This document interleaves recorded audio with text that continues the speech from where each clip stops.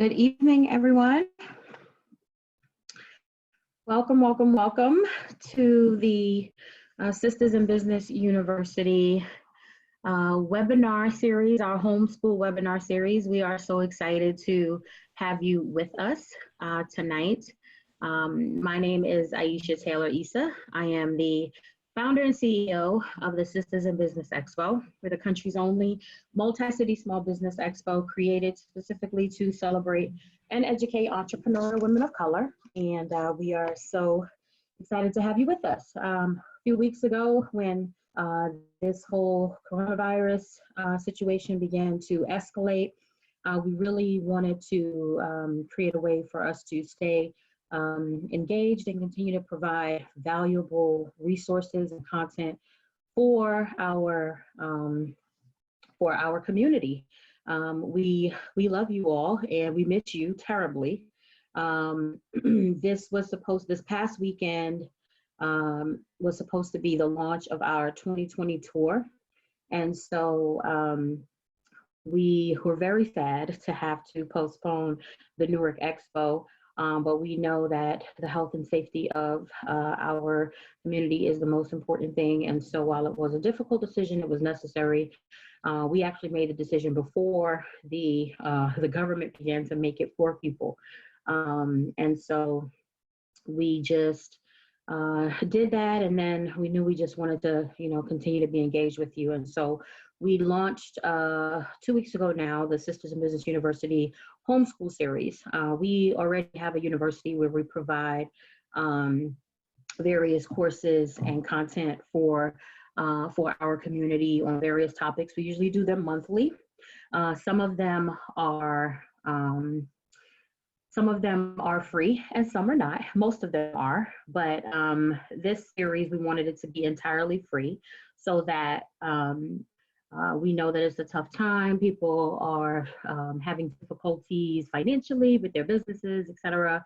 And so we wanted to just give this opportunity. And so we have had some amazing courses over the last couple of weeks. You guys just, if you missed them, you can check them out on our YouTube channel, which I will share in the chat.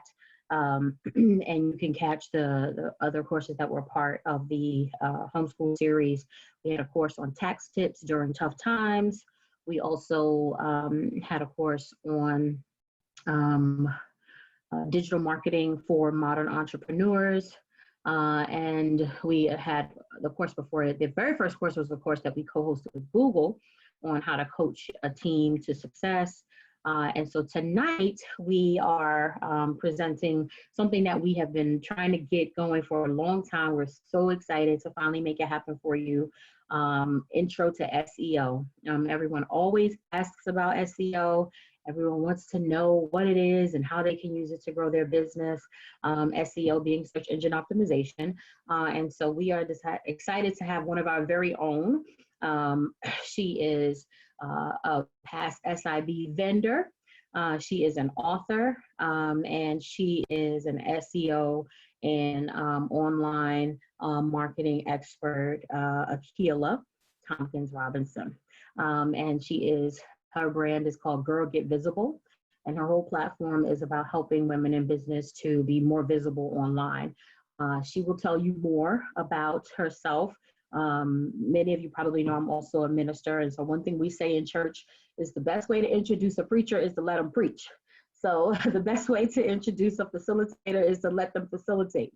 So just a few housekeeping things. Please use the Q&A feature to post any questions that you might have throughout the presentation.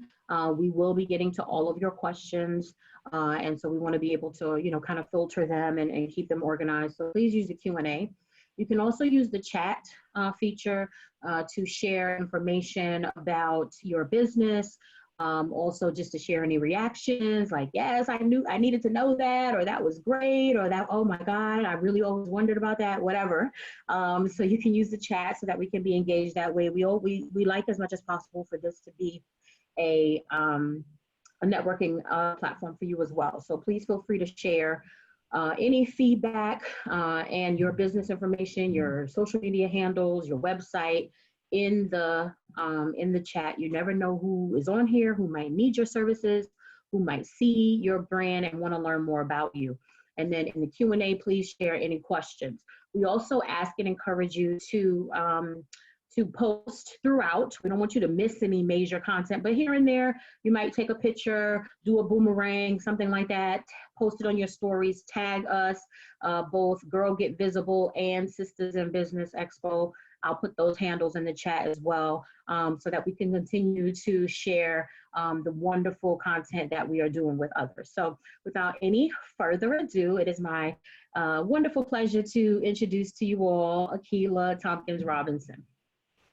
Thank you, Aisha. Thank you for the great introduction and for having me here. I am super excited to talk to you guys. I will go, of course, deeper into who I am in the presentation, but as you said, Akilah Thompkins-Robinson, my business is Girl Get Visible, and my whole goal in everything that I do is to help women-owned businesses, especially African-American women-owned businesses, to get out there, get found, and get visible. So you guys will hear me say that a lot.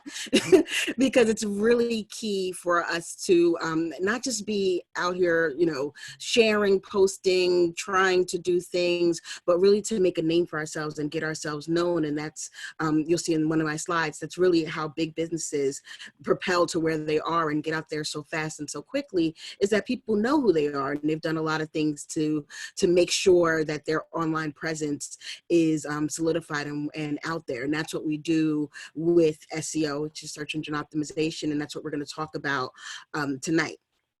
So I prepared this especially for Sistahs in Business because I have been a vendor, so I know some of your businesses. I've been looking in the chat. I see you have a web designer in there. Hey. I used to be a web designer. It's kind of how I got started with this. So I'm always partial to my web design community. And so I'm just going to jump right on in. Can you see my screen okay? I know I did a little share unshare there. Okay. Mm-hmm. Right, good. And I'm going to try my hardest. I usually spend so much time, I'm always in the chat, as if you're on Facebook Live, you kind of present while you're talking. And so I'm going to try my hardest not to be in the chat too much. So I know a lot of folks signed up. I know I had some people sign up. I've already seen some of the numbers coming in. And I always like to start with, you're in the right place. So this is absolutely for you if you meet one of these criteria. And just if you don't meet exactly what they are, it's still for you. You're still in a good place. And I promise you're going to walk away and learn something. So you're in the right place if you have a business and you've been trying to make them work online. So if you've been trying to make it work, if you've just been kind of struggling with what you've always been told, you're definitely in the right place, because we're going to talk about things that are a little bit different from what you hear with some of the traditional marketing strategies, or other marketing strategies, like I say traditional. All right. You're also in the right place if you want to start a business and you're worried about how will you get your name out there. So like I said, this is how businesses, when you see that name out there for the first time, they've probably been working on this stuff for years before you ever even saw them. And this is exactly the strategies that they're using.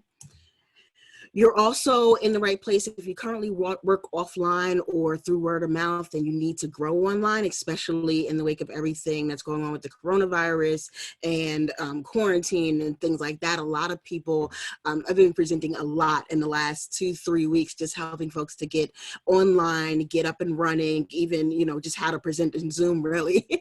But all the things, because a lot of offline businesses that were traditionally doing things either brick and mortar or word of mouth, or going out to physical events to speak, all of that's now changed. And so we really need to figure out how to get out here. And like I said, get out here, get found, and get visible. And also, if you're tired and stressed of depending on Facebook ads and you just need an easier way. A lot of people talk about and use social media, but there are definitely other ways. There's ways that you should be incorporating together. And so if you felt that stress of how do I keep up, how do I make that work, I'm going to talk to you about a whole other option of a whole other way to market, and a little bit how you can incorporate the two and make that part easier too. So a little bit about me. I'm a lot of little boxes, as you can see. So I got a lot of things going on. So I am an SEO strategist, which is why I'm here talking to you guys. I'm an author. I wrote the book, my SEO workbook. So I've written one of the very few books by women in Amazon about SEO. And I think I'm still the only African-American woman in Amazon talking about SEO. So I wrote it really from a perspective that I felt that we could understand, that we would feel more comfortable with. And of course using examples that were really, really to us. In addition to that, I'm a content creator, so I blog, I talk, I do lives, I do all the good things that create content, and I'm a podcaster. Someone in the comments mentioned that she's been listening to my podcast, which thank you if you're already listening to the podcast. Recently hit over 90K downloads, and most of that being just through organic traffic. I don't run ads, I don't do all those things for the podcast, but people find it, people find the topics that they want, and they listen to it. And then down at the bottom, but definitely not the bottom thing that I do, is I'm a wife and a mom and a business owner. So I always bring that up because I am just like many of you guys. I have a busy life and doing all kinds of things all the time. And so, you know, it's very important to me that strategies are not just good in work, but also that they're functional and can work in people's lives, especially being a small business, possibly a solopreneur. Like right now, it's myself. I have one assistant, and sometimes my husband chips in. Very few sometimes. So, you know, I am, like I said, just like a lot of you guys, getting business done, getting it out there. And so I'm going to share some of those strategies that I use to make it all work in my life. So one of the things I said in the very beginning, my slide's going faster than me, is big businesses use some of these strategies. One of the things that I always hear people say is like, well, big businesses have multiple streams of income. And while that might be true, they may have multiple streams of income. Before they can get to that income is that they have multiple streams of traffic. Traffic is some people coming to your website, people coming to your business, people joining your list, getting in the matrix of everything that you do.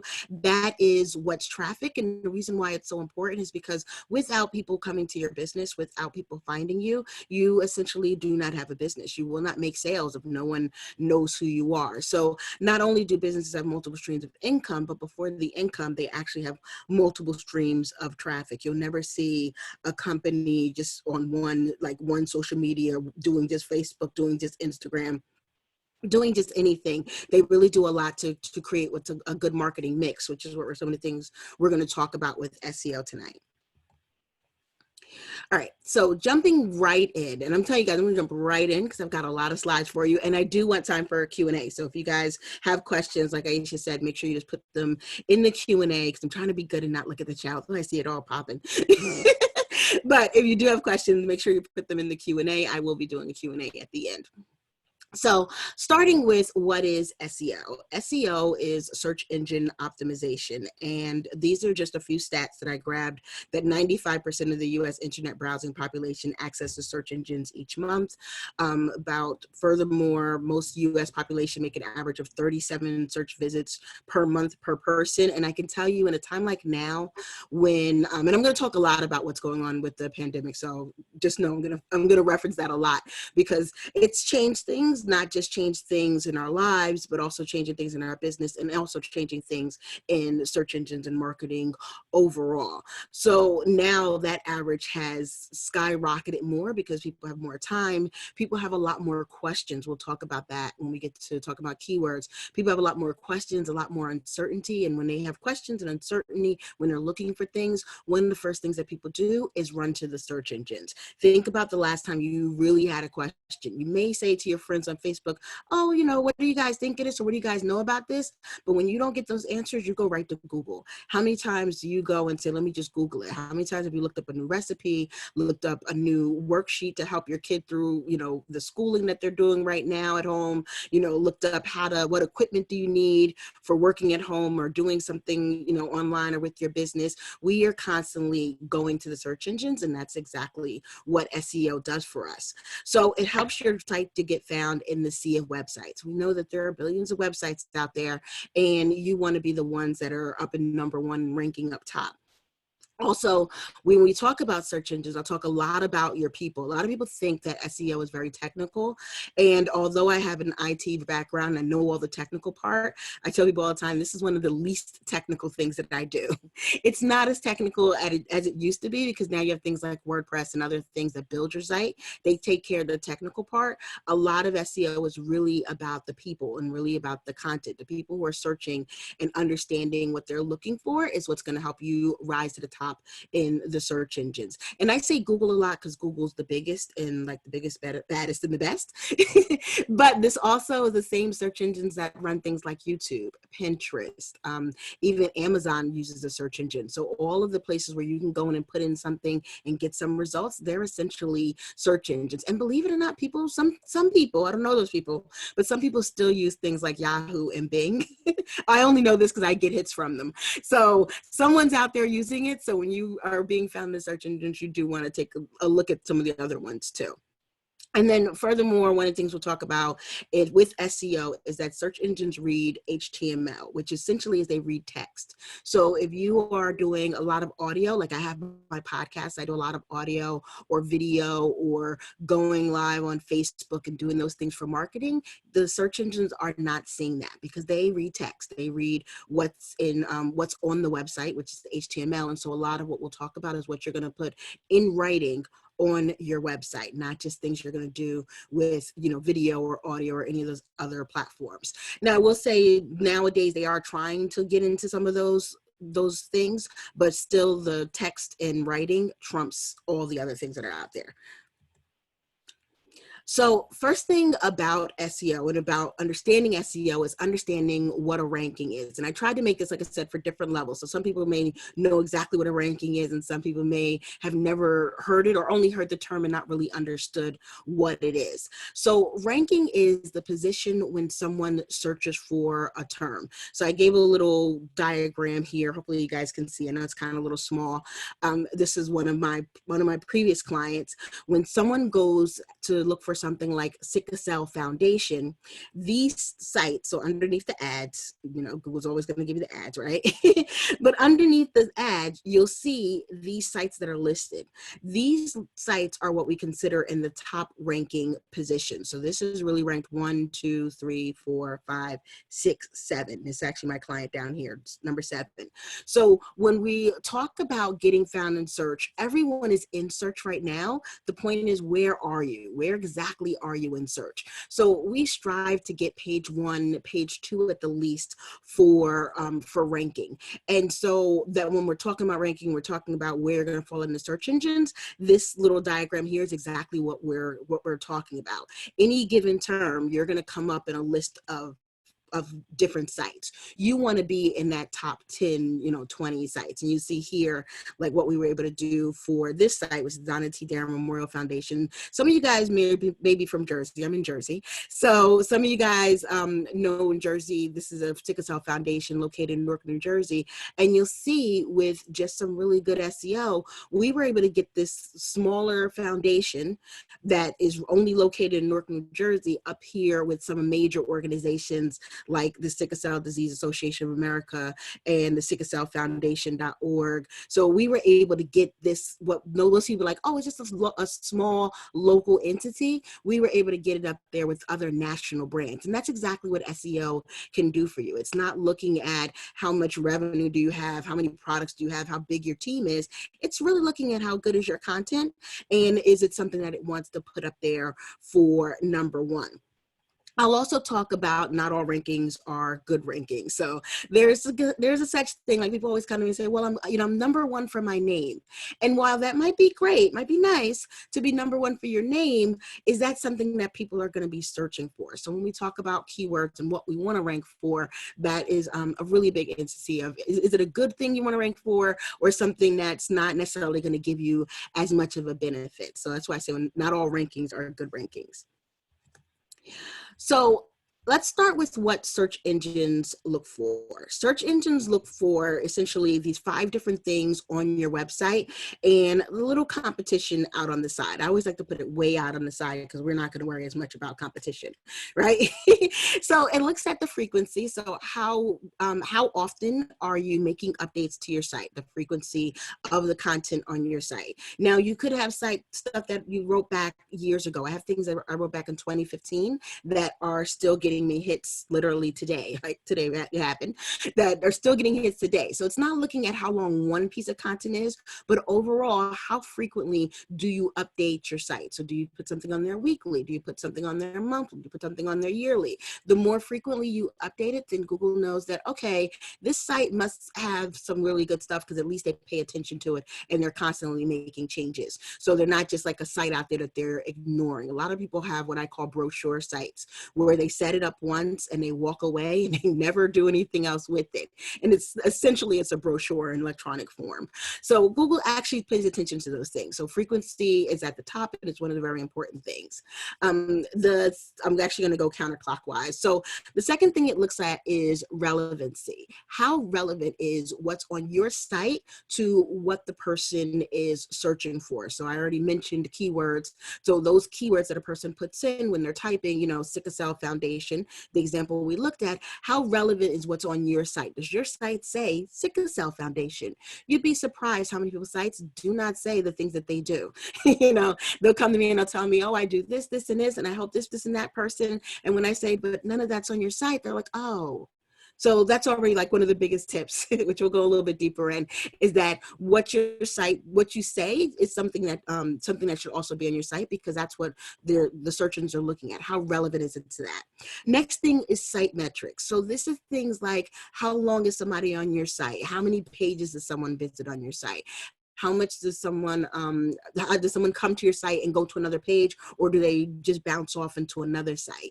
Those site metrics are important. And that's why we really want to make sure that we build for people, not just for the search engines, because you want people, once they get there, to enjoy it. Because what happens is, after a while, the search engines will say, oh, well, you know, we keep sending people to the site, but then people keep leaving. It must not be that great of a site. It's almost like a new restaurant in a town when they first open and everyone rushes there, but then no one ever goes back and now it's always empty. And you're like, that must not be a great restaurant because no one ever came back. It must not be a good thing. And that can actually hurt you in the search engines. The next thing it looks at is popularity. So how many other sites are also talking about your site? And we'll talk about that when we talk about backlinks some more. But it is a bit of a popularity contest out there. And as businesses, we may not like it, but we definitely have to pay attention to it and make sure that our sites are getting some of that popularity that we're looking for. And then the last thing is originality. And I want to talk about that last because it's the one thing that can really help to negatively impact your site. Most of these things are just either you're good or you get better at them. Nobody gets a negative on most of these things. But on the originality, that is super important. Google wants to make sure that whatever you're writing is your writing. So I always stress this, especially for my business owners, because sometimes, you know, we may say, oh, let me just copy the same product description from my wholesaler because they already have a product description for whatever outfit that I was going to put on my site. And that actually can hurt you. You want to make sure that you're using original words, original to you. Now, it does not have to be a topic that no one's ever talked about. You can talk about the same topic, but you have to talk about it in your own words. So think about, you know, back in college when the whole plagiarism, having to make sure that you didn't have more than 10 words duplicated in one sentence and all that other good stuff. Google likes that too. So some of those things that you thought you'd never use again, here you are, you're going to use them again with doing your SEO work. And then the last thing, like I said, out in the blue, literally, is competition, that it does look at competition. So we'll talk about the race method, that you're literally in a race against anyone else running for that specific keyword too. So there's nothing we can really do about competition other than be better than the rest. And that's what we're going to talk about. So here I like to out of those 5 things, I like to really zero in on the 3 things that I see that people miss the most with SEO when I'm working with clients or when I'm talking to people or even when they tell me about the book. These are like the 3 things that if you get these right, you're going to get all those other things right. And you're definitely going to have much better SEO. So we're going to talk about your platform. We're going to talk about your content, and then we're going to talk about your backlinks. And they're different size circles because they're really that difference of importance in what you're going to have on your site. So digging right into the first one, the platform. The platform is actually what did you build your website on? And this is probably the most technical thing I'm going to say all night. So what did you build your website on? Where does your business live? That is really, really important. So you want to make sure on your platform, you want to all roads should lead to your website, as I say in the little picture here. And you want to make sure, this is where you're putting your best information. This is where you're freely able to share your services. This is where people can join your list, because as business owners, we just don't want to be number one. We want to be number one that's going to get sales and get customers and get all those people, right? So we want to make sure that people can join your list on your website. You'd be surprised how many people don't have that. And like I said, you want all roads of your marketing to lead back to your business. So lead back to your website, lead back to your business. So like I said, the platform is super important because this is where really, this should be your home base, your home foundation. Another thing about your platform is you want to make sure you're building it on a solid, platform. So I recommend, you'll see here the second bullet, WordPress, Squarespace, or Shopify if you have retail. Now, I do also like WordPress for WooCommerce if you're doing WordPress and doing e-commerce there, or doing Shopify, only because, and I can tell you all the reasons why I hate like the Wixes and the Weebly's, and don't just put it on like a dot something else site. Like I use MemberVault for my membership, but it's not a website. I don't care what they tell me. All those other platforms, while there's different varying levels of good and bad and ugly. But I like to stress what are the best ones. Just they've got the best code. They make it the easiest for you. And like I said, because of these platforms and platforms like these now, you don't have to worry about all the technical coding things we used to have to worry about, back in the day before these were available. So to make it super easy for people, I just tell them, make sure you're using one of the good platforms. You will be great and your site will be great, and people and Google will be able to find you. And the other good thing I like to always mention is that no matter where your site is or what you are doing on your site right now. So how many of you guys, give me a little hand raised thing if you have a website right now? I don't think I asked that in the beginning, which I should have. All right, so I see, I'm looking for hands. It shows where the participants are. You've got 29 hands raised. Okay, so thank you. So 29 hands, so good. A good number of you guys have a website right now. And what's really important, if you already have a website right now, whether you've been working on your SEO or not, Google's already found you. Unless you've done special stuff, when most people do not do the special stuff, for Google not to find you, Google sees your site right now. The reason why you may not be getting the traffic and the reason why you may not be getting the results that you're looking for is, like I said before, you may be like number 1,000 or number 10,000 on the list. And it's the fact of the matter is people aren't going that far. People usually stick to page 1, 2, maybe 3 if they really aren't finding what they're looking for. And then they do another search. So if they haven't found what they're looking for, they just do a whole nother search. Like, oh, this must be wrong if they don't find it in the first couple of pages. Very rarely are going to people make it out to those 10,000s and even those 1,000s. So another really important reason why you want to pay attention to your SEO and work on your SEO is because you've got it. You've got it right now. It's just a fact of how good or bad is it right now. All right. So that's a little bit about your platform. I'm going to jump over to the bigger circle, the content. And it's the bigger circle because, again, it's where I see most of the things that are missing. And it's the content that you can control the most. So we talked about the platforms. You just use a good one and that's it, right? But the content that's on the platform, the content that's on your website, that's something that you can directly handle, change, make a difference right now. Like today, you can go and do more things with your content. So I like to spend a lot of time on this because this is where you can make the most benefit for yourself. So like I said before, if your site doesn't say it, Google doesn't know you do it, and no one can find you for it. So that is really the crux of SEO. If your site doesn't say it, then it is not going to come up. And you'll see that's a quote from myself. I definitely believe in quoting yourself. So, and then you'll see in the content why that's important, but definitely quote yourself. And that's why you put good things on your site too.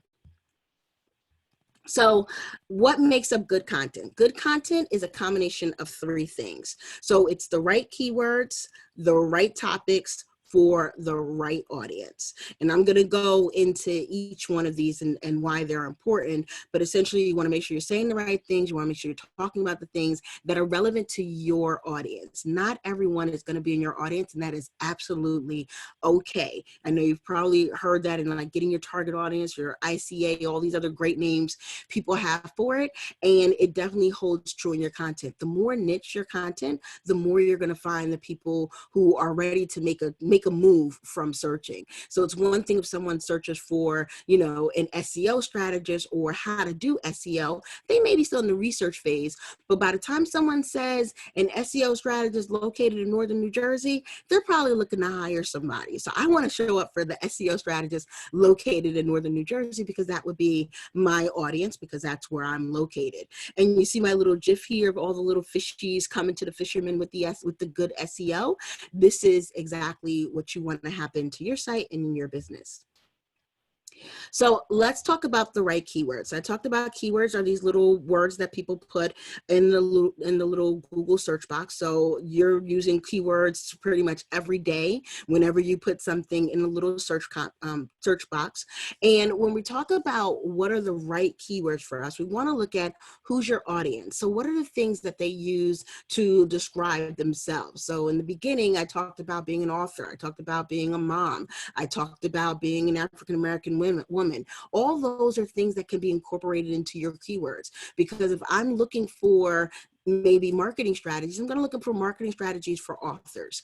Or if I'm looking for, just recently, I was looking for backyard stuff for my son. I'm looking for, backyard stuff for kids, that mothers can easily do. Because I mentioned he's an only child. In that search, I did say he's an only child. So I'm looking for things that he can do without worrying about, without talking to mom. In a way.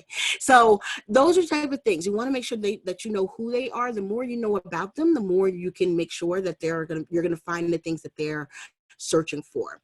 The other thing is, what are their goals? A lot of people search by what do they want to do, not always by where they are right now. So like I was saying, I want my kid to be entertained in the yard without having to do a lot of interaction with me. That was my goal. So I'm searching based on my goal, and whatever comes up, if it's a swing set or a basketball hoop, whatever comes up are the things that I was looking for. I was looking to find. So when you understand what their goal is at the end, you can of course talk more to that, and those can be some of the keywords that are on your site. Another thing is, what are their concerns? So my concern with my mother example was that I wanted to make sure he could do it by himself. I don't want 2-player games or 3-player games, because we just don't have 2-3 people. We've got one kid, so he needs some single-player games. So that was one of my concerns. So again, if somebody was selling something on their site that was going to help me out with this, they could say things like, great for only children, or great for 1 player. All of those different things that would help me to know that this is what's going to help me, going to help him in meeting my goal and answering my concerns. And then the last thing is, what questions do they have? What questions do people generally have about your business? And the best way, and especially as I know a lot of you guys have either been vendors at the expo or will be vendors, hopefully this year, next year on the tour, that one of the things I always say is, when you're vending at any event and people come to your table and they start asking you questions about your products, what are the things that they ask you? Make a mental note of some of those questions, questions, because those questions should also be answered on your website. Because if someone is bold enough to say it, talk about it out loud, somebody else is probably thinking it, or 1,000 people are thinking about it in their minds and potentially putting into the search engines. So these are all the things that you want on your site, and these are going to help you get to those right keywords. When you start speaking their language, you're going to start getting the results of people who are using that language in order to search for something. Then using the keywords. So once you get the keywords, you kind of, you'll have like a whole bunch of keywords, and you're going to think, okay, well, what are the best ones? What are the right ones? I talked about in the beginning that not all keywords are the best keywords. I'm not going to say they're bad, but they're not always the most you should put the most work into.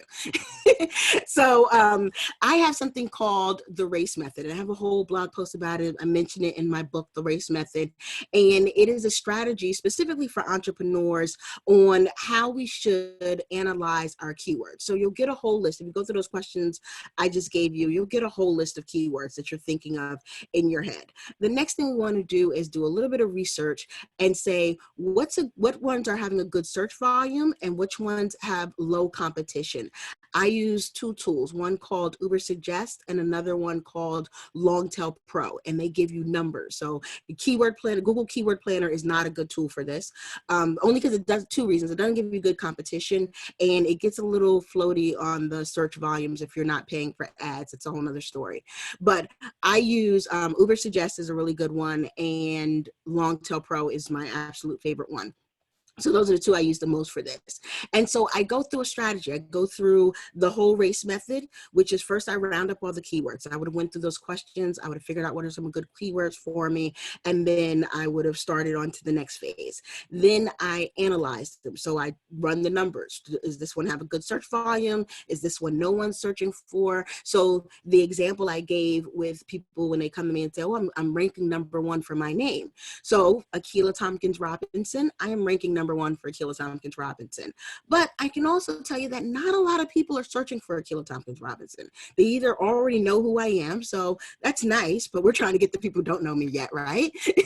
They already know who I am, or, you know, they're just trying to find the name or maybe stumble upon it, but it's not something that someone's sitting around going through those questions thinking they're concerned. This is Akilah Thompkins-Robinson. At least I hope not, right? So I want to make sure that I've got words that people are going to be searching for. While they may not look for Akilah Thompkins-Robinson, they absolutely will look for an SEO strategist in North Jersey. That's a little bit more nondescript, so it's not just my name, and it's something that people would be looking for, like based on location, based on what they're looking for. So I would do that analysis with those numbers to see which ones am I getting. I always do like this with the scales, because you want, and if you guys can't see my hands, I'm like raising my hands up and down, you want, you know, the volume to come up and the competition to go down. So I would not just go out for something like SEO or SEO strategist, because it's probably really, really crowded. And since it's SEO, we all know what we're doing, right? So I probably wouldn't go just for that, because that's just so broad. When I bring it into New Jersey or North Jersey, not even all in New Jersey, right? North Jersey, I'm going to bring it in right to a nice little base where the volume's high enough and the competition is low enough that I'm going to do really, really well in that race, like we have here with the R.A.C.E method. Then after we do the analyze part, and this is the part that really is specific to entrepreneurs, we want to make sure that we connect with those keywords. The other thing I see a lot of people do is that they have keywords that don't really lead back to their products or don't really lead back to their business. They've gotten so into the strategies and so into the rounding them up part that they forget that there's a product at the end of this boat, right? So while I would want to, you know, thinking about concerns, maybe my person's concern is, you know, I'm trying to think of a good concern that I don't do. Or graphics. Maybe their, you know, their concern is, you know, how am I going to get the right logo created? Well, I don't create logos, so it wouldn't help me. That would not connect with my business if I put something about logos on my site. Just because it's their concern doesn't mean it's necessarily going to connect. So as an entrepreneur, we don't just want to take a bunch of random keywords, we want to also make sure that they connect with our business. And then the last part is engage. And engage is like a little bit of a testing a keyword out there. So this is where I do use social media. I'll use the word in like a meme, or I'll use it in a post that I'm going to put on Facebook, and I'll see how many people nod their heads to it. How many people are like, yeah, that makes sense. Like how many people resonate with it, how many people like it, and all those other good things. So I already start using my keywords even before they are on my website. I start throwing them out, and I don't say, hey guys, do you like this keyword? I just use them as normal language, just as my person would be speaking. And I use them in my regular marketing, and I see what some of the engagements are like. So that's the R.A.C.E method. And I call it the R.A.C.E method, and I compare it to a race because just like the picture we see here, where there's lots of different people running in the race, there are also lots of different races that you can be in. So think of it like the Olympics, where you could be like the hurdles, the 100, the cross country. You can do all these different types of races. That's exactly what keyword research is like. There are lots of different races that you can enter. There are also different levels of races. So not all of us are going to be Olympic runners. Not all of us are going to have the Olympic runner of websites, which is perfectly fine. But maybe we can win the local 5K website, right? Or maybe we can do like the state champion meet or something like that. So that's why we go through this whole method to figure out what's the best race for us to be in, what's the one that we're going to be able to win and get a good prize out of. So that's a little bit about our keyword research. Then once you get those keywords, you're now going to take those keywords and turn them into topics. Topics are essentially like what's the title or what's the thing that's on your site. So I like to break topics into two different categories. Things that are going to bring people to your site. So these are the things that people search for the most. And then things that are going to keep people on your site. So there's some things that are going to be like, okay, I'm just new to this. This is like the basics, the frequently asked questions, the pillar topics. Like I can't talk about SEO without talking about keywords or talking about backlinks, which we'll talk about in a minute. Those are like things that's like a pillar topic. Everyone looks for those. But then there's going to be more specific things, more things that are going to keep my audience coming back. This is one of the things that's really good with having a podcast, and how I keep the podcast going is I make sure that I have other things that are like new and different. What's going on in 2020, or what new person can I bring on to talk to my audience? Those are the new and different topics that I make sure to have to keep people coming back to the site over and over and over again. A lot of people, when they're doing their content, unfortunately spend a lot of time on the new and different because they're thinking, I don't want to be like everybody else. I want to spend a lot of time on the new and different. And they don't do anything with the things that bring people to the site. And that's one of the big misses that you have in SEO, is that you've got things that are so new and different, people aren't searching for it. It's just not on their mind. They don't even know enough to know the thing that's new and different to them.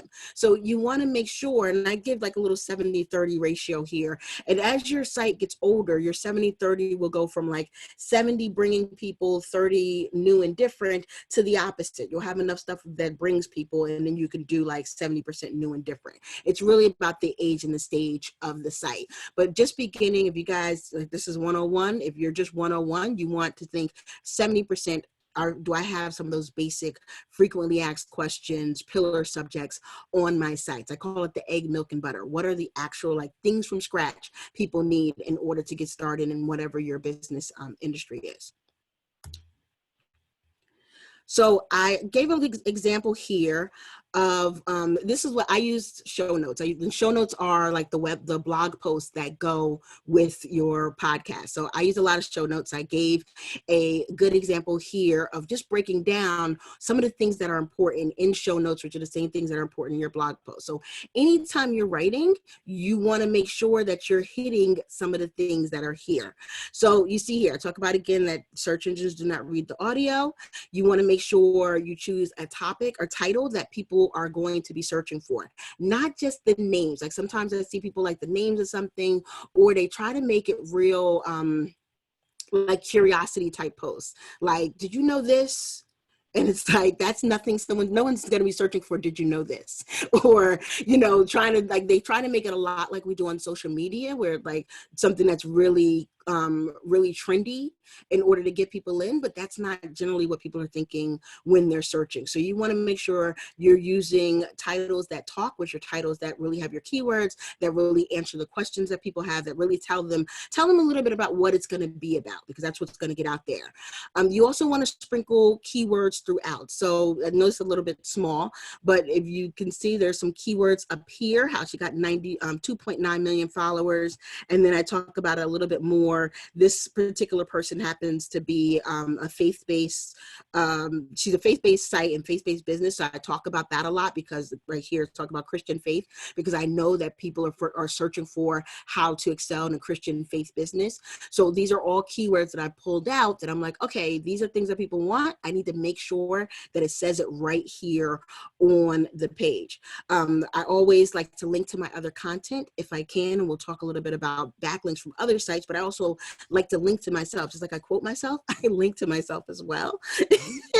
And I share things like other resources and things that they're going to learn. So this is just an example of the way you can set up your blog post. And a lot of people are like, well, I don't want to write too much, or I hate to write.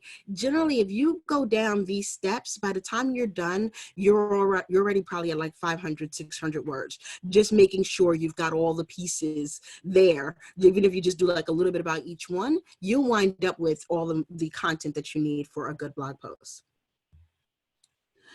So I'm going to now skip to talking about backlinks. And I saw another question come in, but I will answer questions at the end, just a reminder. Now I'm going to talk about backlinks. So I love this picture for backlinks. I also, especially if I'm doing like audiences globally, I usually use this picture.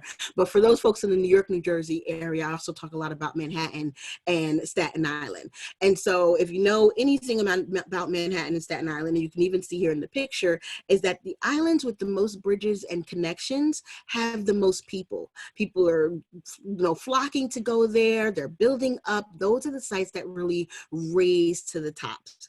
Those bridges for what we do in SEO are called backlinks. And backlinks are links from someone else's site. So like say my site would link to, I'll link to Sistahs in Business Expo site. That is a backlink for them. So the more bridges that you have coming to your site, the more popularity and the busier your site will become. Not just because people are coming to my site and going to your site from there. Some people only think about that bridge, but also when Google sees that this many people are connecting to you, they say, hey, this must be a good site, and they start putting you up and up and up in the search engines.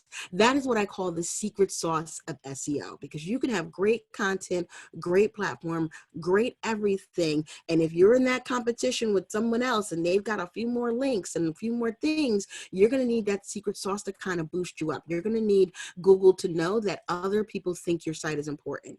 Now, really important about backlinks, that this does not include social media links. So links from Facebook, links from even now Pinterest. They actually shut down Pinterest. I'm kind of sad about that.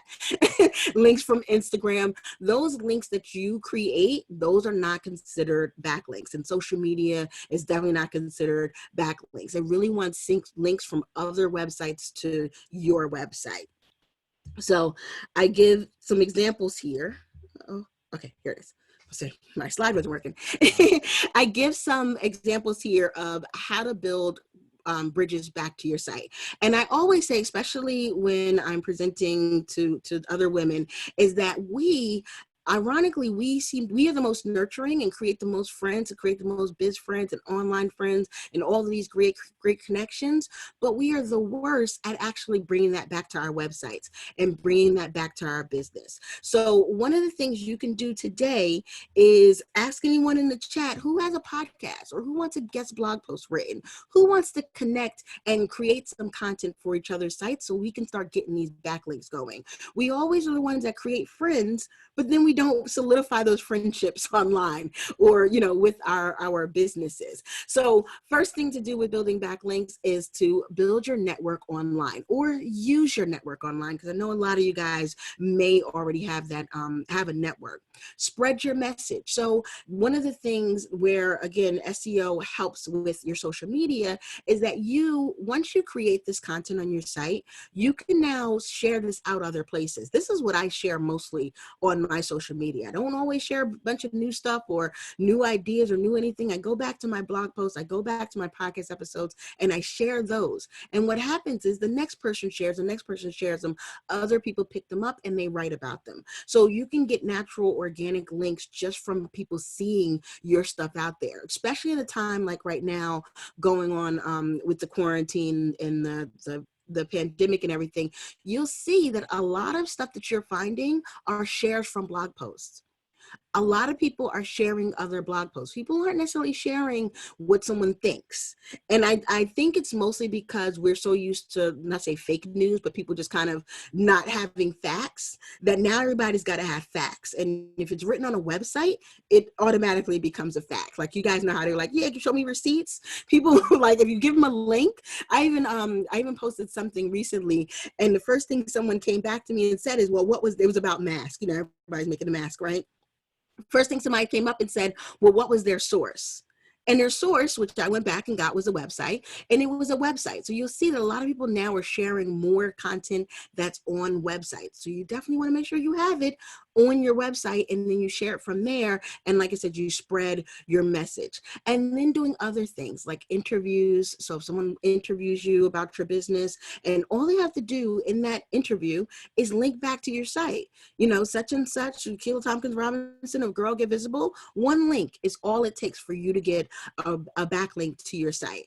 Podcast interviews are amazing because a lot of podcasts are interview style podcasts where they have a guest on every week. Those people are, at least if they're doing a weekly podcast, they're looking for a new person to talk to 52 times a year. That's some pretty good odds, right?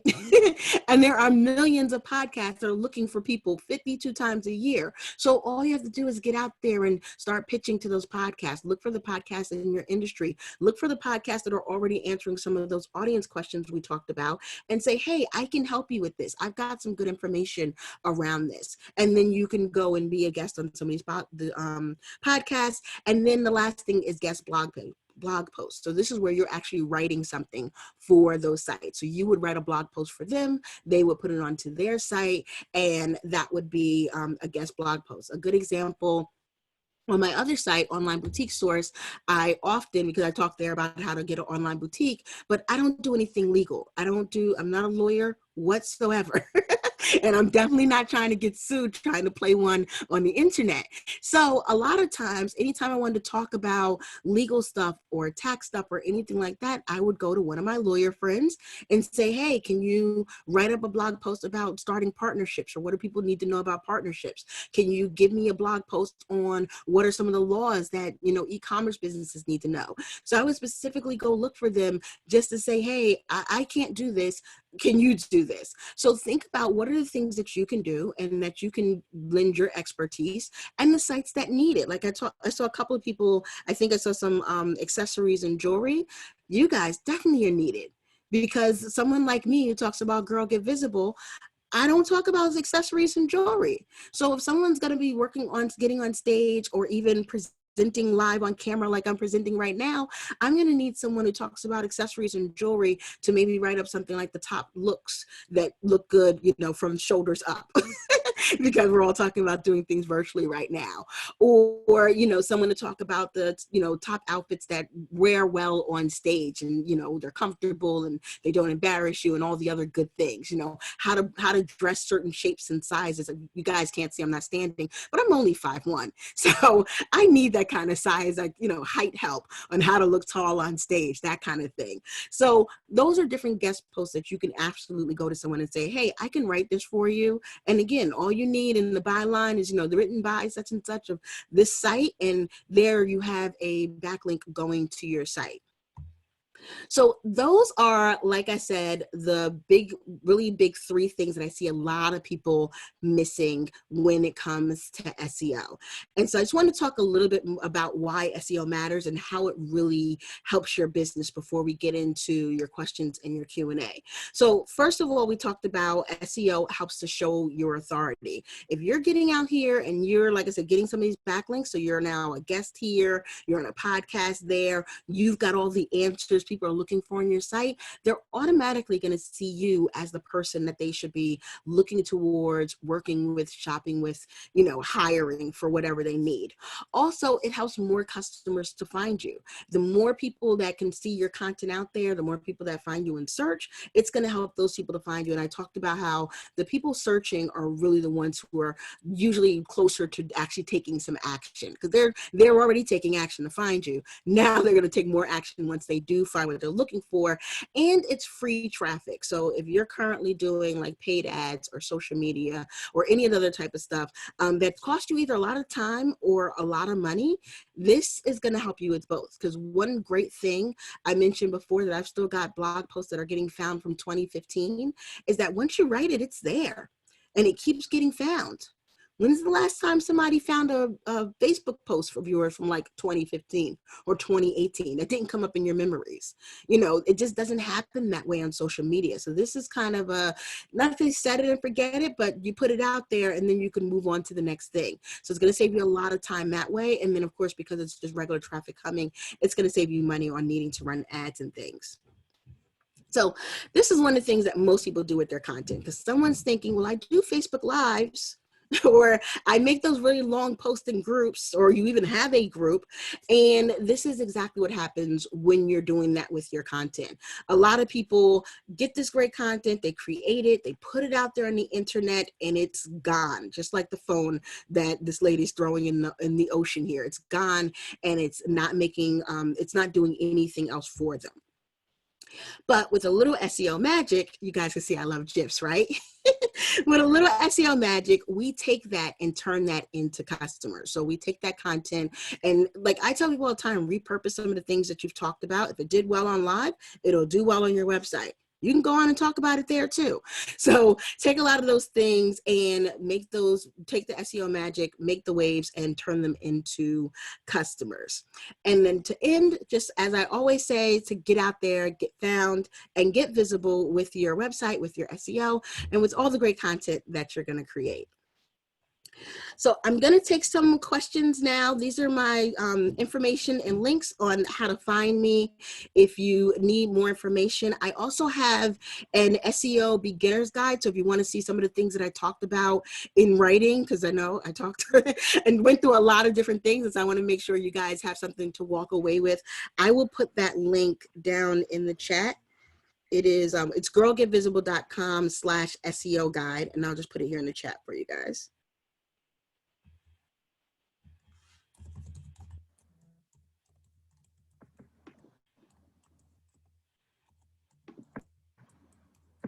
Amazing. Sure, While she puts that in the chat, thank you so much to Akilah. We're going to get into the questions. So the first question, Akilah, is from India Henry. This was from the beginning when you were talking about updating the site. Her question is, what counts as a site update? Adding a new image, updating text, new product, etc. Just wondering if the type of update matters more than others. Yes, so the different types of updates have different like variations in how Google will see them.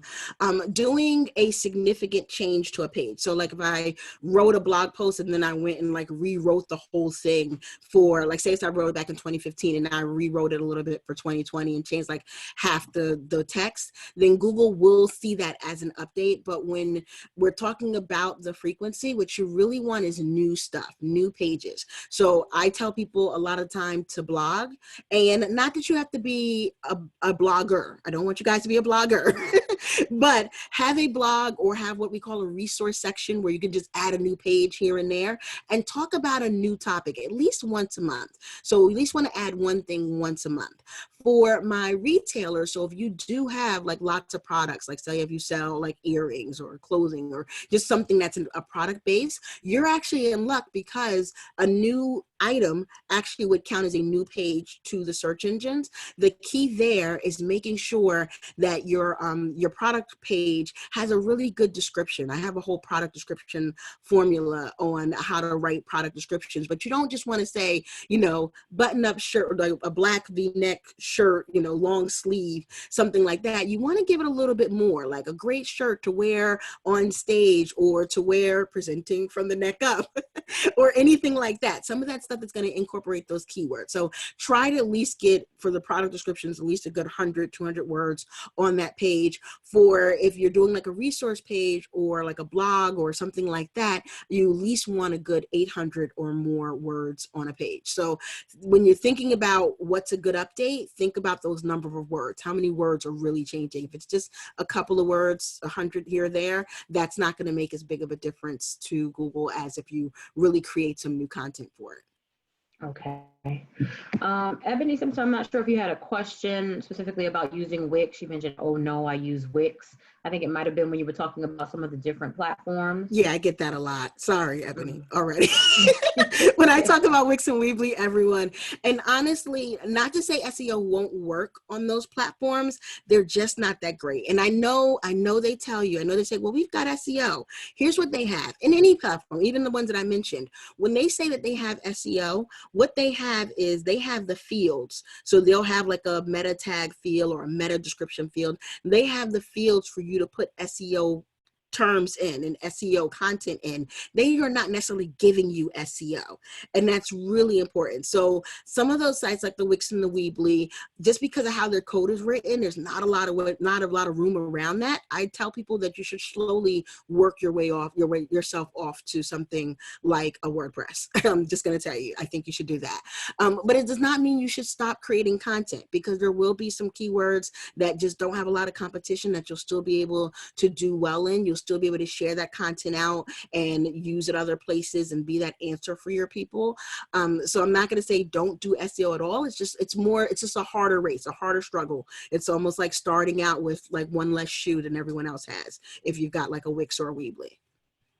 Okay. Also, India asked, are there basic modifications we can make without paying someone? Do you feel this service is something worth paying another company to do for us? Okay, so I'm biased because I do the service, right? But I will say, even though I do the service, I think that every business owner, especially smaller business, solopreneur businesses, you should learn about SEO yourself first. Because everything I talked about, or not everything, but most of the things I talked about tonight are content and things that you can do yourself. Putting the words that people are talking about on your site is something you don't need to hire someone to do. It's really just, okay, let me buckle down and let me do it. That's one of the reasons why I wrote my SEO workbook. And it really is a workbook where like it has little exercises and stuff, is because I wanted people to start thinking, how can I create this content for myself? What are the kind of things I need to be thinking about and talking about to my audience? That's going to help you universally in your marketing. Understanding what your people are looking for and being able to communicate that across the board on any platform is always going to help you. So although I do the service, I really prefer to teach the service, and I really prefer that business owners learn for themselves before they hire someone else to do it. Too many times I've seen people who did whatever, got a service, and then when they stop the service, they don't know how to keep their traffic going, and they don't even know if the person did a good job. I've seen too many people like, oh, they said they were doing SEO, but I don't really know. And it's because they started from a place of having no idea. So I definitely would say learn it first before you hire someone. And if they're emailing you to hire them, don't do that. Any good SEO person is getting their own traffic through SEO. So if they've got to email you out from India and say, you know, sign up with me, they're not doing a good job. They're apparently not doing their own work. All right. Cindy Lamar says, hi, Akilah, love your talk so far. When I first put up a site, I got a lot of calls from Google wanting me to pay to play. I refused, but I didn't get much traffic. Help me. Okay, so I would almost say the same thing. And I'm not knowing your site, most of the reason why you didn't get a lot of traffic is probably just because of the content that isn't on there. Not even the content that's there, but the things that are missing that would bring people to your site. So Google does have an ads platform. So we saw that in the little thing, the first couple of things, that Google does have an ads platform. So they're going to try to say, well, you know, buy the ads and we'll help you to get number one.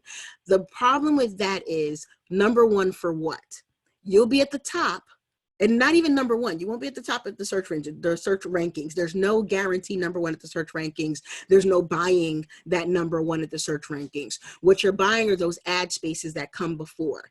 I personally think that people have gotten really good at bypassing now, almost like, going past a commercial. That's when we go get a soda. People do the same thing in search. You already know the first 4 things are paid for, so you get down to the real nitty gritty stuff. So I'm not a big proponent of paying for Google ads personally. I also think a lot of it you can do again on your own. You can get to your own number one on those pages, and you can be the one right below those ads. But of course, they're a business, so they're going to try to sell you ads. Some people love them. Some people, it makes it easier for them.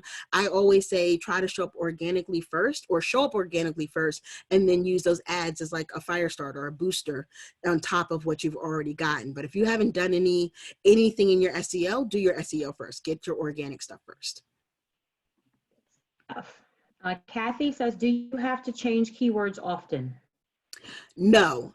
So the way I generally teach is to start out with a base couple of keywords, so like 5 to 10 keywords that you use almost everywhere on your site. Like there's certain things on my site you'll see over and over and over again. Those are probably my keywords, but they're also the core messaging of my business. So things like SEO coaching, I say that a lot because I do SEO coaching. So they're the core of my business and they're also my keywords. So you want those base keywords.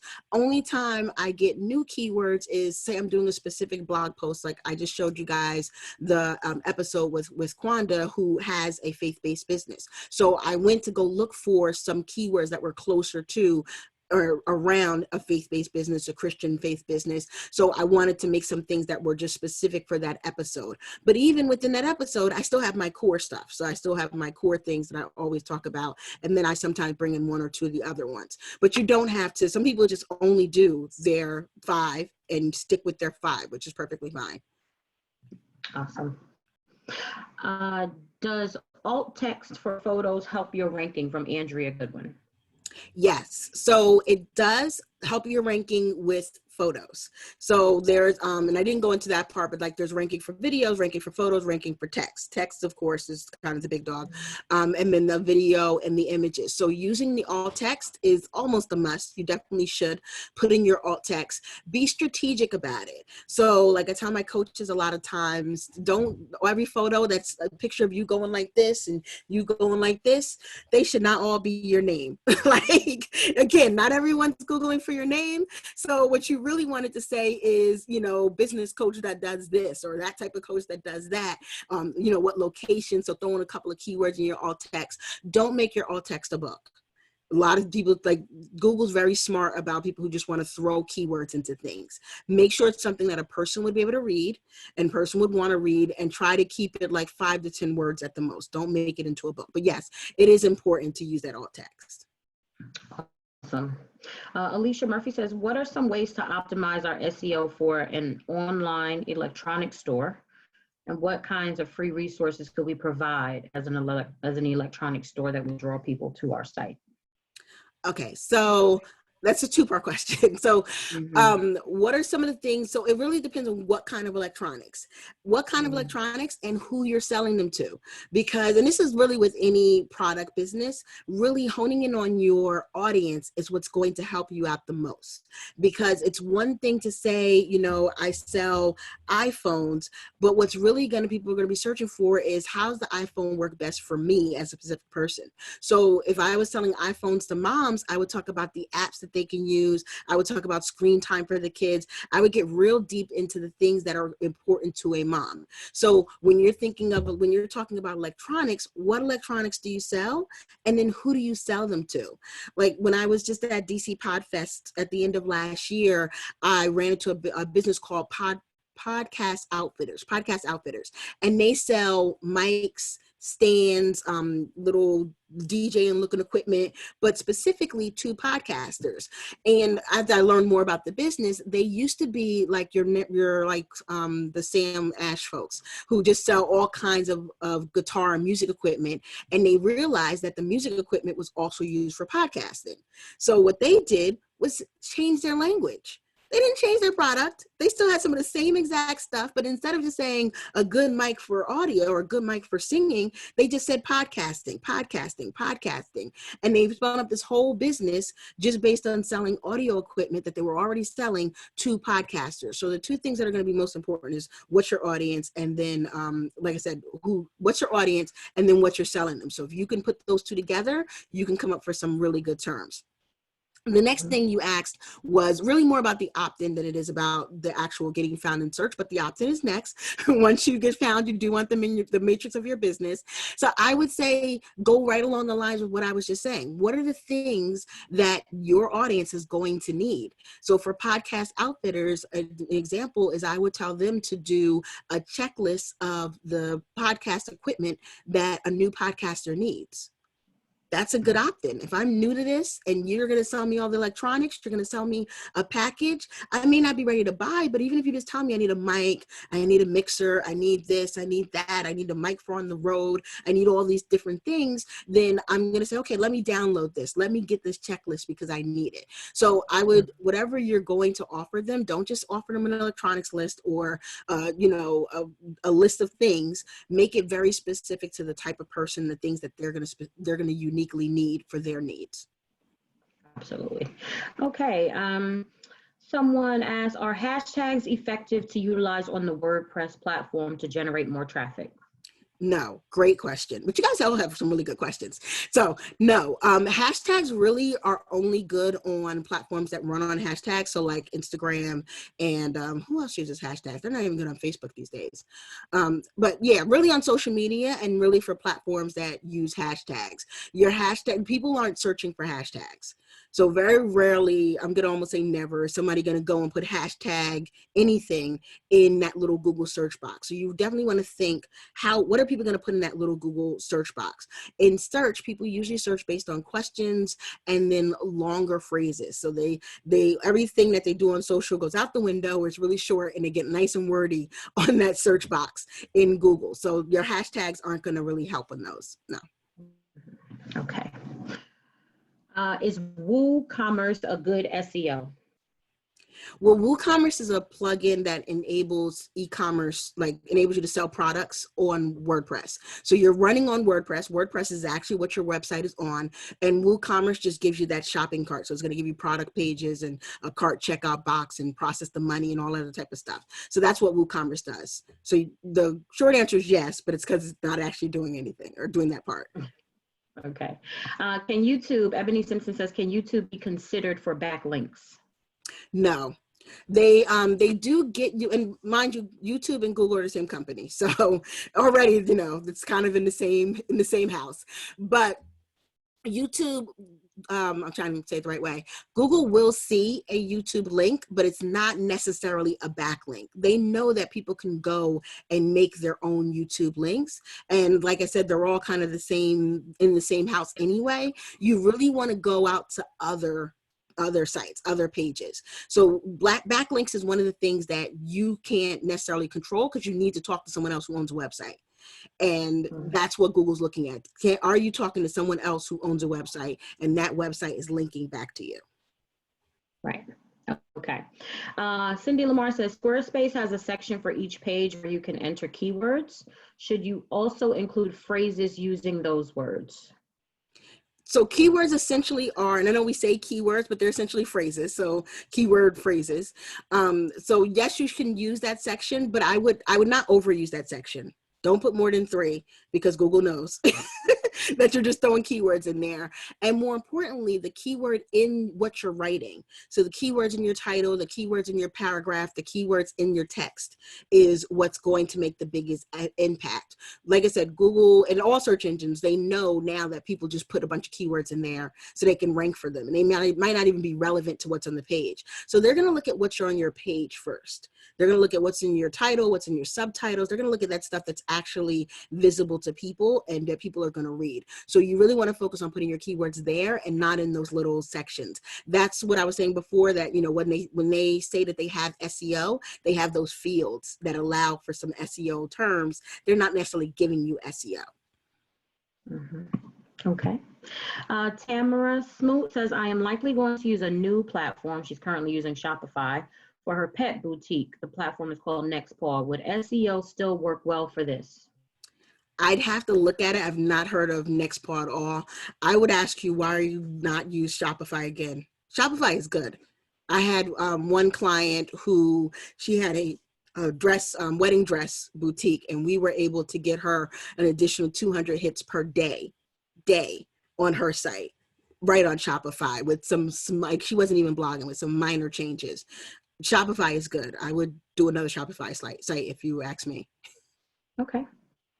I utilize WordPress. This is from someone anonymous. I utilize WordPress and WooCommerce from my faith-based fashion blog. Does Pinterest and linking my merchandise on Etsy help to direct traffic back to the WordPress WooCommerce site? So Pinterest links don't work the way they used to. We had a good run with Pinterest links. I'm not gonna lie. We had a good run with Pinterest links. And then Google's forever getting smarter, and they got wise that people were just creating their own pins and creating their own Pinterest links. And now they just don't give you the same amount of backlinks. I'd have to look at Etsy, but I would not be surprised if they've gotten wise to Etsy too. Usually if it's really easy for you to get a link, it's really not going to be good for Google, and it's not going to be good long term. So a lot of people who spend hours and hours and hours and thousands of dollars getting Pinterest links went down in the dust very fast as soon as they said, oh, we're no longer going to count those links. So I always would, again, go to find people with sites and have them talk about your site. That's always the best way to get back links. Okay. Awesome. April says, how can you tell if your SEO is working? Do you have to use Google Analytics? You absolutely should use Google Analytics. Google has two free tools, Google Analytics and Google Search Console. Search Console is the one, so I call Google Analytics the look back. It shows you what happened already on your page. Search Console is the look forward. It shows you where you currently are and what possible traffic can come to your site based on where you are. So how do you know it's working? Is we really look at Search Console to say, are we getting more keywords that we're ranking for? Are we getting better positions that we're ranking for? All that stuff would be in Search Console. Mm-hmm. That's like a 102 lesson. So right. You should have me back. We'll go deep into those. Yes, and they are free. So you definitely want to take advantage. Yes, and they're free. Those. Yes, most important. Carrie says, I recently did keyword research and added low competition keywords to my website. Average searches per month are over 1,000. How long would it take for my website to rank higher? So I usually say within the first 30 days. So there's no set time. I always say that too. No set time. It all depends. But what I look for is within the first 30 days in Search Console, I should see movement. So in the first 30 days, you know you're doing right if you are seeing more keywords popping up in that list. So if you look on that list, you'll see maybe 5 or 10. If it's going 15, 20, 25, 30, then that means you're on the right track. Now you're getting in the races. So that thing is essentially telling you where are you at the starting block. You're in the race, right? Then the other thing I look for is in the positions. You're going to see there's a column that shows you where you are. Remember, we looked at that search results where it was like 1, 2, 3, 4, 5. It kind of gives you an average of where you are. So if that number should be going down because you want the number of them to go up and you want the position number to go down. That means you're getting higher in the rankings. If those numbers are moving, again, that means you're in the right kind of area. And what you'll find, especially since you've already done keyword research, I know you already know a little of this stuff, but what you'll find is that in addition to what you're trying to get, you will also rank for other things. So you may be going after one keyword and wind up getting 5 because of like other variations or things you've said around it. You're in the running for those things. So that's why you want to see that number kind of go up and up and up. So I usually look for that within the first 30 days. Depending on the keywords, you should see traffic from them in like 60 to 90 days, but that's a lot of the depends part. If you don't see movement in that first 30, then you need new keywords. Okay. And this is the last question we have right now. So if anyone has another one, be sure to send it in right now. Andrea Goodwin says, if I enter a phrase like handmade soap, will Google identify handmade and soap separately or only together? Both. It's gonna identify handmade. It's gonna identify soap. It's gonna identify handmade soap. If you spell soap wrong, it's gonna identify, SAOP, SOAP. Like, it's gonna identify all of the above. The difference will be how the competition for those. And I'm going to tell you, handmade soap is way competitive, but I'm also going to tell you that handmade itself is competitive and soap itself is competitive. So I would tell you to drill down on those keywords a lot, just because they're just very, very competitive keywords. So it's going to see them all. You may not see results from them all just because of the sheer competition of them. Mm-hmm. Single word keywords are like almost the hardest things. You've almost got to get like I remember when vapes first came out. You guys know vapes, like the e-cigs too. When those first came out, they had such low competition because no one was really using the terms yet. And then now, like, if you tried to rank for something around vapes or e-cigs, it is astronomical. You'll never get those single word keywords just because it's so prevalent now. Mm-hmm. Okay.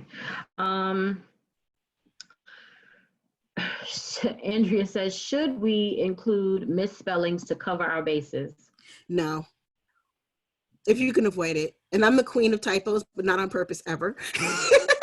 But you also want people to know that you know what you're talking about. So that's where the whole, like, what do we do for Google and what do we do for people? Let's err towards people. You really don't want misspellings if you can avoid it now. Okay, and does it matter what time a new blog post is made live to draw traffic? For example, before the lockdown, morning or evening seemed better because people were at work. I would say that's more the audience space, not necessarily a Google thing. Google's not really looking at the clock and saying, oh, she did it at this time. It really looks at the first time they see content, like, oh, there's something new here. It came at this time. And that's all they really care about. They're not really ranking you based on the timing that you're putting out. You may get better traction, like you said, because your people at work. Now, for maybe somebody else's business that does vacations, they may get people better in the evening because that's when they're planning vacations. So that's really more of your business type thing and your audience type thing. And I'm glad you know that information about them, but it doesn't really affect your SEO much at all. Mm-hmm. I would just add, that's where your analytics comes into play. Because your analytics is going to give you data on when your audience is most frequently on your website, searching your page and things like that. So, as well as your insights on social media to see when you have the most traffic, and that data can help drive your decisions when it comes to when to post. Mm-hmm. Okay. Let's see, I think that might have been it. I'm just going to ask you to put your contact page up again. Okay. Just in case anyone missed it, because some of you had some of your questions probably could use some follow-up or were a little specific.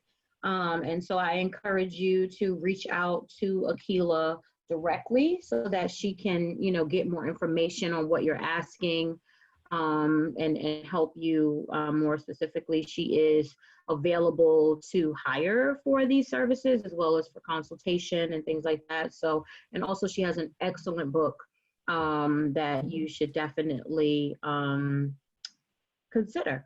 The website, speaking of typos, it should be girlgetvisible.com. Oh, yes. See? Queen of typos, I promise. Okay. The website is girlgetvisible.com. And her email is heygirl@girlgetvisible.com. And you have her social media there. So please definitely follow up with her. She's here for a resource. Again, thank you all so much for being with us. If you joined late or you missed any of this, we will send out the link for it so that you can access it. And you'll continue to hear from us, from both Sistahs in Business and Akilah. And we're here to be a resource to you. So thank you all again. Thank you, Akilah, for this amazing course, for sharing so much helpful information. And guys, don't feel stuck. I always just tell people, don't feel stuck. Don't feel like you can't figure it out. That's why there are people who are experts who can help you. Google is great, but it can't answer all your questions, especially when you have your own business with its own unique details and circumstances and you need to work with someone, that's why we're bringing to you these great resources and these great sisters in business who can help you. So, keep pushing. We continue to pray for everyone during this pandemic, that you would stay safe, that you would be well. We pray for anyone who may have lost loved ones. This Thursday is the final course for our homeschool series on maintaining your mental health, calm in the chaos. And our facilitator is Dr. Angela Clack. She is a psychotherapist, and she's going to be just sharing some tips and resources for us on how we can maintain our mental health during this time. It's not something that we should take for granted. While our businesses are great and we want them to thrive, they cannot thrive if we are not well. And so we wanted to wrap up with that particular topic. So please, if you have not yet, please register for that webinar. The link is also on our website at sistersandbusinessexpo.com/SIBU. I'll type it in the chat for you. And definitely, we'd love to see you this Thursday for that course. And we wish you all the best. Have a great night. Look out for our email. You may want to check your junk mail. Sometimes things go to junk mail. So check your junk mail by tomorrow evening if you have not received anything from us. But we look forward to staying in touch with you, and we will see you soon. Prayerfully, hopefully, we hope to see you soon in person. Thank you again, Akilah. No problem. Thanks for having me, and thank you for everyone. I'm reading the chat as you guys going, so thank you for everyone for all the well wishes and the kind words, and I'm glad you learned so much, and it was very helpful. Absolutely, absolutely. And continue to support one another, continue to network with each other. We all we got, and so we have to continue to be here for one another, be a resource to one another. So thank you, everyone. Have a great night. All right, thanks. Bye, guys.